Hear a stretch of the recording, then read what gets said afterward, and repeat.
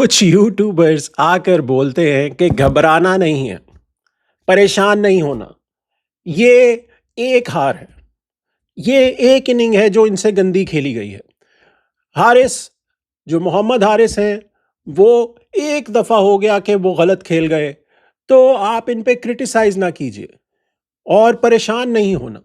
झूठ पे झूठ, झूठ पे झूठ अगर आप बोलेंगे, तो आप पूरी तरह से जब अगर आप पूरे जो आपके फैन्स हैं, जो पाकिस्तान क्रिकेट फैन जो लोग हैं, पाकिस्तान की क्रिकेट को देखते हैं, उनको अगर आप सच्चाई नहीं बताएंगे, तो फिर आपका यही हाल है कि ऊंची दुकान फीका पकवान। ये आपकी हालत है इस वक्त। कुछ यूट्यूबर्स कल आकर बोलते रहे, जिसमें से एक ये फुरकान भट्टी साहब हैं, जो आकर बोलते रहे कि पाकिस्तान टीम को सपोर्ट करें, पाकिस्तान टीम की आपको सपोर्ट की ज़रूरत है, जैसे कि आप अकेले की जिम्मेदारी है कि आप सपोर्ट कर रहे हैं। हम लोग सपोर्ट नहीं कर रहे।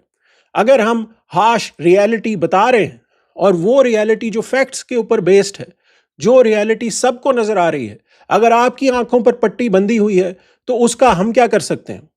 अगर आपको ये समझ में नहीं आ रहा कि ये टीम वो परफॉर्मेंस नहीं दे पा रही जिनके वादे ये करती है, जो ये पॉडकास्ट में आकर दूसरे प्लेयर्स के ऊपर आकर बात करते हैं और खुद जब खेलने के लिए आते हैं, एक परफॉर्मेंस पिछले 9 इनिंग्स में हारिस की आप निकाल के देखिए, इनके स्टैट्स आप निकाल के देखिए, तो आपको पता चल जाएगा कि ये क्या परफॉर्मेंस देते आ रहे हैं।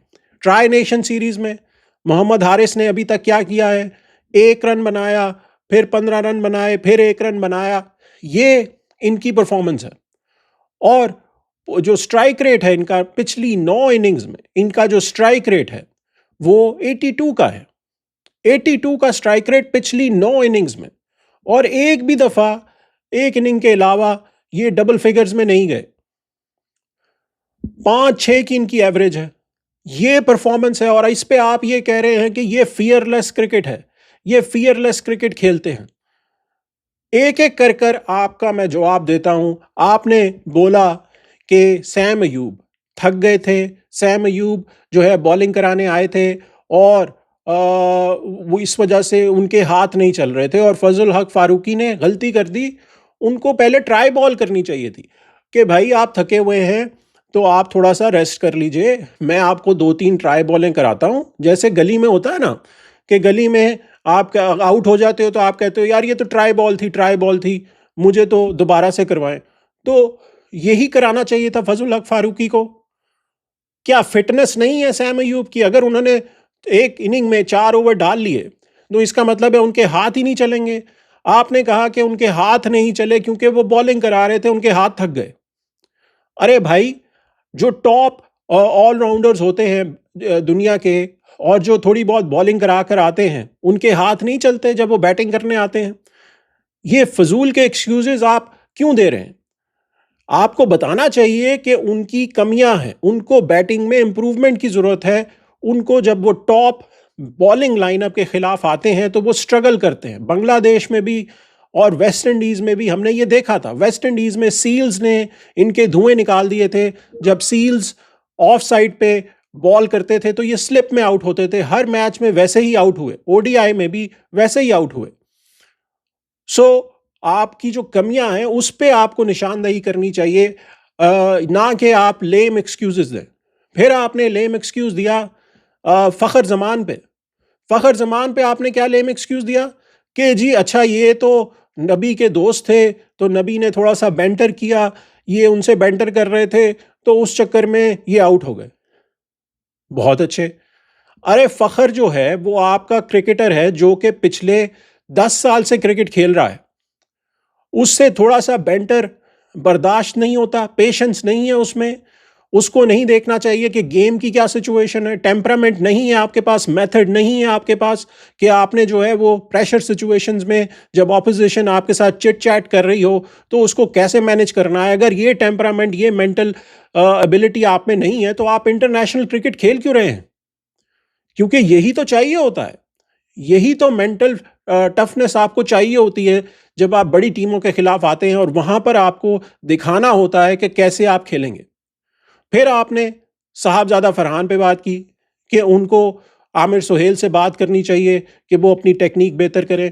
यहाँ पे मैं आपसे एग्री करता हूँ, बिल्कुल ऐसी ही बात होनी चाहिए कि अपनी टेक्निक को आप बेहतर करें, ना कि आप अपनी जो अवाम है उसको सुनहरे ख्वाब दिखाएं कि ये वन ऑफ है। फिर आप आते हैं सलमान अली आगा पे। सलमान अली आगा कैजुअली रन कर रहे हैं, क्रॉस द लाइन जाकर वो casually running between the wickets कर रहे हैं, और उनके ऊपर आप ये कह रहे हैं कि उन्होंने फर्स्ट क्लास मैचेस खेले हैं तो उनको बेहतर करना चाहिए था। अरे भाई, आपको रियलाइज करना चाहिए गेम की सिचुएशन क्या है। आप पर मैच बना हुआ है, आपकी विकेट के पीछे वो हैं, और आप ऐसे अपनी विकेट थ्रो करके चले जाते हैं। ये आपकी एनालिसिस है। और उसके बाद फिर आप बात करते हैं मोहम्मद हारिस पे। मोहम्मद हारिस, आपने कहा कि ये ऐसा क्रिकेटर हर टीम में होना चाहिए जो फियरलेस क्रिकेट खेले, जो ऐसी क्रिकेट खेले कि ये वो बॉम्ब है जो अपने ऊपर ही फटता है हमेशा पाकिस्तान के। क्योंकि आप इनकी पिछली 9 इनिंग्स, मैंने अभी आपको बताया कि ऐसी परफॉर्मेंस पे अगली टीमें, कोई भी टीम हो, वो आपको ड्रॉप करती है। आपको ड्रॉप इसलिए नहीं किया जा रहा कि पीछे रिजवान आपका बैकअप है, तो आपको उनको लेके आना पड़ेगा, और उन्होंने गलती से परफॉर्म कर दिया तो फिर प्रॉब्लम हो जाएगी, फिर रिजवान को लेकर आना पड़ेगा, बाबर को लेकर आना पड़ेगा। फ़खर की ये पिछली 9 इनिंग्स आप देख लें, इनका स्ट्राइक रेट जो है वो भी 110 115 के बीच में चलता आ रहा है।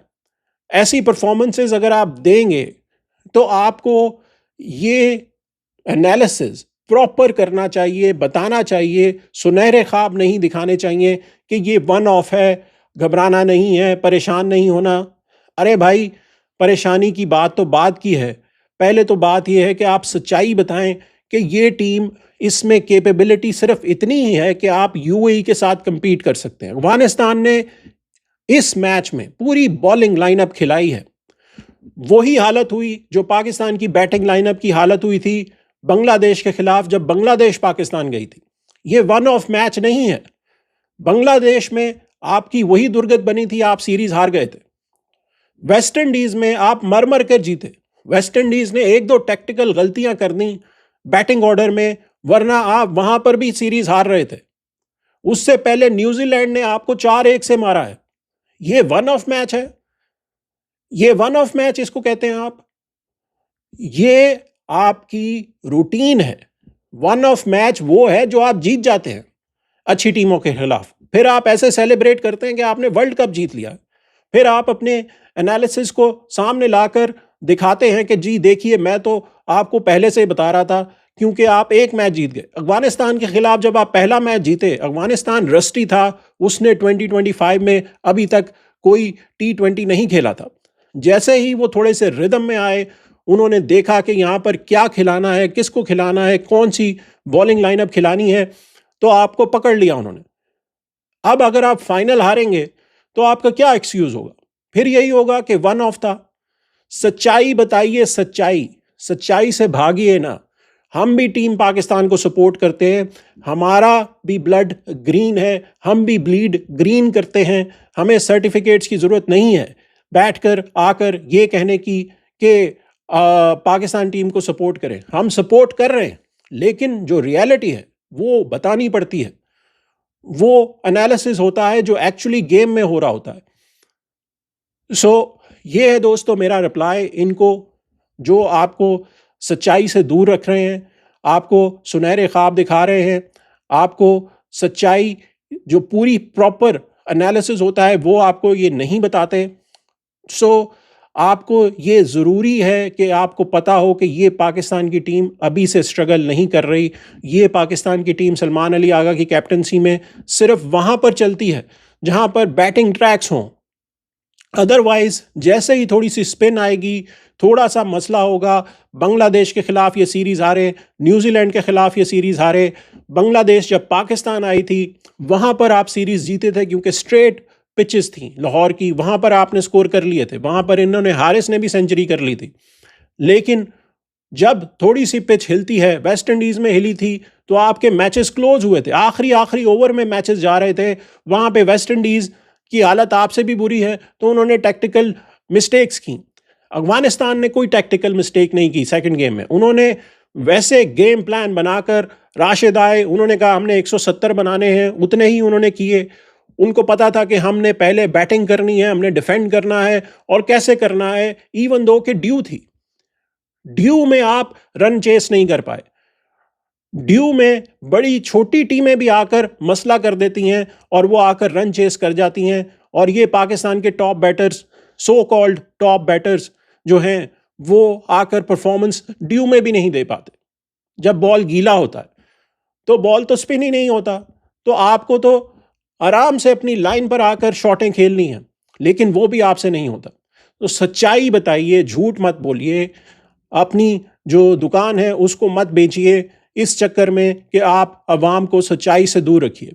सो ये है एनालिसिस नसीर जावेद की तरफ से। Thanks for watching Naseer Javed channel. Please जुड़े रहिए। अपने कमेंट्स बॉक्स में ज़रूर बताइएगा कि आपको ये रिप्लाई कैसा लगा, और आपको जो आपके कमेंट्स हैं उनको भी मैं देखूंगा, उनके ऊपर रिप्लाई करूंगा। So thanks for watching Naseer Javed channel. मिलते हैं अगली वीडियो में।